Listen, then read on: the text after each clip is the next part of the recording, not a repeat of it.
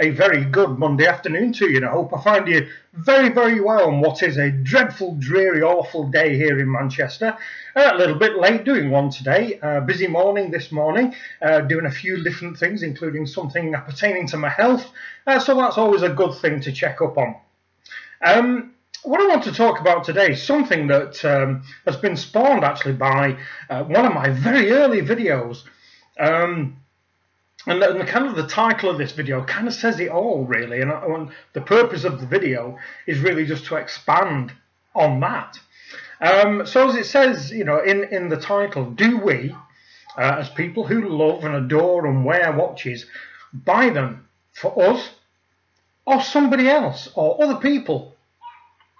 Now, that might sound a very, very silly question, because you're going to say, well, Stuart, you know, of course we buy them for us, because they're ours. It's what we do. It's what we love. It's what we wear on a day-to-day basis.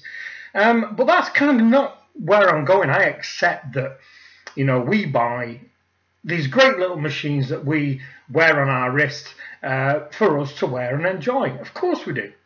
But the point I'm coming to is a little bit like, it's kind of about the affirmation and the wanting to fit in that a certain percentage of the watch wearing population tend to do.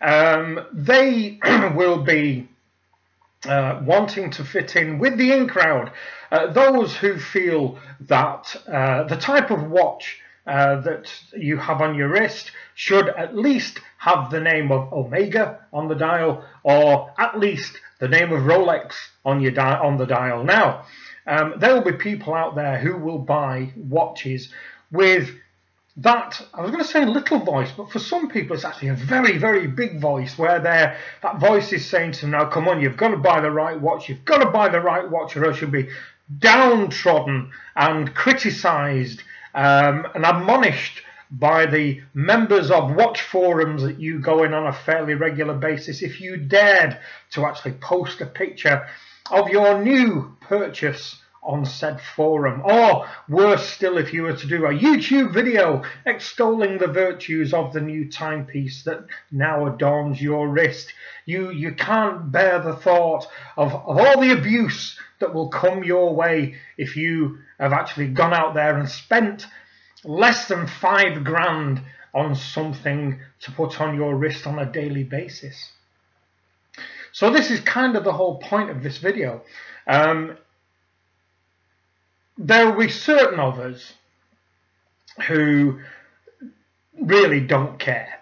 And I sincerely hope that is the large percentage of this little worldwide community of watch wearers who will go out there, and we will buy and wear whatever takes our fancy. So, you know, if we are out shopping one day and we happen to look in a jeweller's window, and let's say, for instance, a brand that gets a lot of stick, which I've never really understood, but, you know, here we go, Raymond Weil.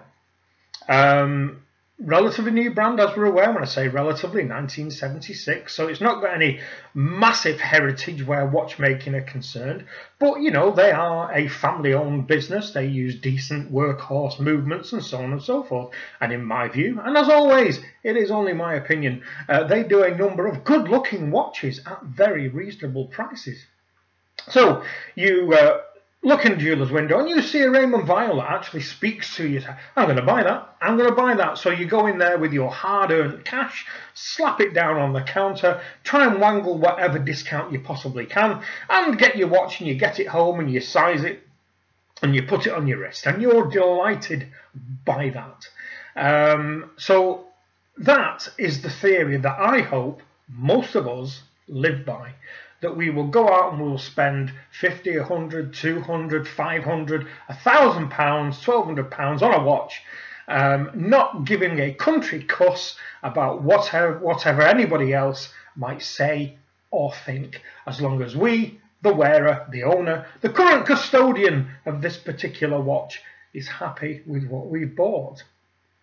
Sadly, however, there are those out there who take the views of certain so-called self-professed watch experts out there and certain groups of brand snobs out there into account when they're actually buying a watch, because they want to feel in with the in crowd. They don't want to be admonished for their lack of timepiece knowledge, and their need to fit in will force them to perhaps get themselves in debt, for instance, for buying what they consider other people will consider to be the correct watch. Now, this is quite sad, because what you are creating there is this niche of people who potentially will never own the watch that they actually want, because what they're constantly trying to do is satisfy somebody else to ensure that other people's views and opinions are taken on board, and that they see you as being a loyal band of the Rolex fanboy club, or the Omega fanboy club, or the Breitling fanboy club, or whatever fan club it happens to be. So you've got this person who is working hard, as we all do, saving hard, as we all do, going out and buying watches that they think that will hold them in good stead with what Jeffrey McMahon calls the international watch community. And let's say the result of that is he could be years, he or she could be down the path of years of wearing watches that person has bought to get the approval and the affirmation of somebody else. And in fact, the watch that he or she is wearing may well be not the watch that they actually want to wear.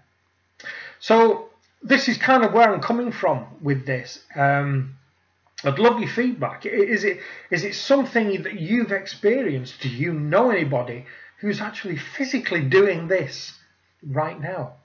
Are you doing it right now? Have you bought something, and I know I'm asking you to be really honest here, but have you bought something hoping that it will make you, as a perhaps new watch collector, a new watch wearer, perhaps if you're new to this game, that you will hope that you will fit right in? Have you saved and saved and saved and saved and saved for years to allow you to go in what you consider to be right at the top?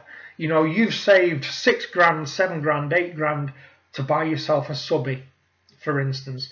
And yes, we all know the Subby's a nice watch, but you know, it isn't the be all and end all, and neither is the top end watch of any other brand.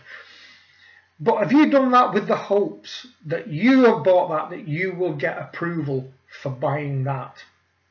But deep down in your soul, do you know that that actually is not the watch you really want? Is your watch you really want half that price, but you didn't buy it because you thought you might get ribbed for, drawn over the coals over, and so on and so forth? So let me know what you think about this one. I think it's quite an interesting one. It was solely something I was going through my old videos this morning, solely on the basis I'm now coming up to my 12-month anniversary.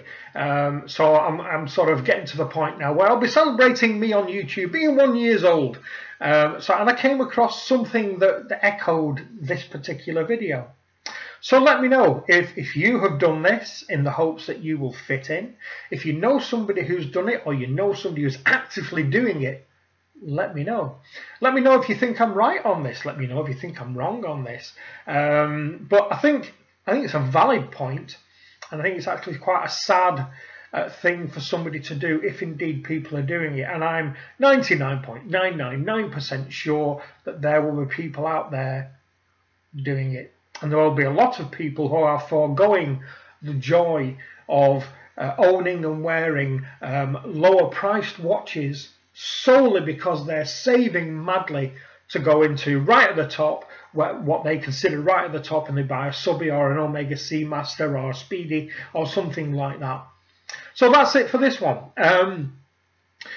Thank you very much to my new subscribers. The couple of you that I can't get back to for some reason. Ola Johnson, can't get back to you, and I can't remember the other guy. Sorry, do apologise. I just can't contact you. Sorry. So if you watch this, can I ask you to accept this as my notet of welcome to the merry band of nutcases that seem to enjoy my particular brand of nonsense. So if you're enjoying this one, by all means give it a thumbs up.